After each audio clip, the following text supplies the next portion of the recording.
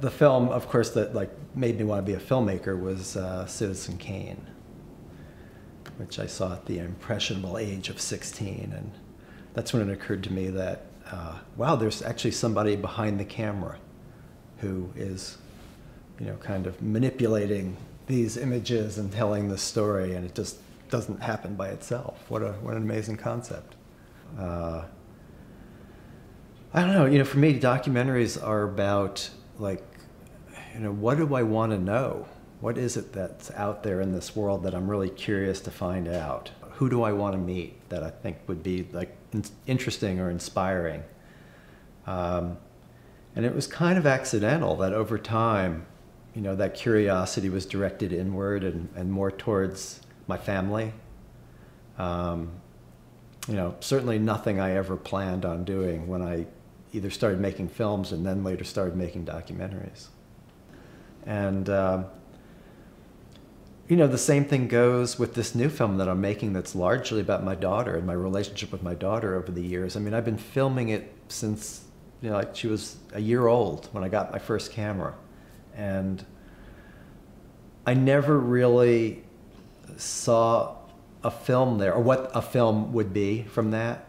But whenever I was shooting, I always thought, well, this might be in a film someday, so like, shoot it like you'd shoot real footage, Don't just be a lazy home movie mode, and zoom in and out, but, I'd walk around, get different angles and shoot it like verite, and poor girl grew up, thinking that's how you make home movies. My approach to filming everybody, whether it's my family or not, is treat them respectfully and, go after the truth, and make people as comfortable as possible to be themselves on camera. It's kind of an artificial thing to be pointing a camera at somebody.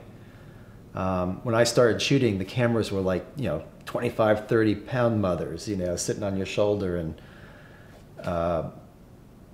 it was a challenge to, they didn't take available light nearly as well as the cameras now, so you had to set up lights often.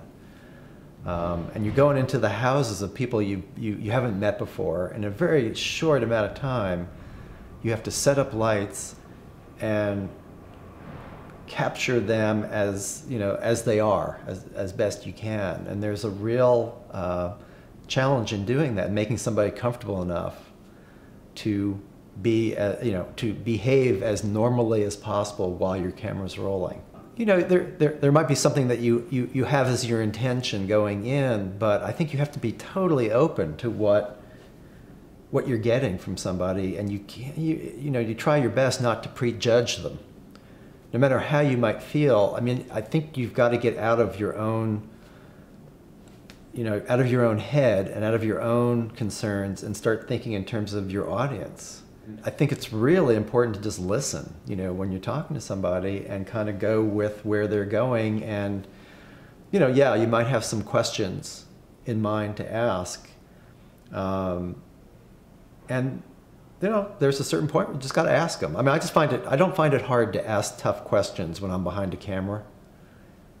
What's hard with a second film is whether, whatever the reception was to that, but, particularly if it was a good reception, because if it was a lousy reception to your first one, you're probably not inclined to make a second.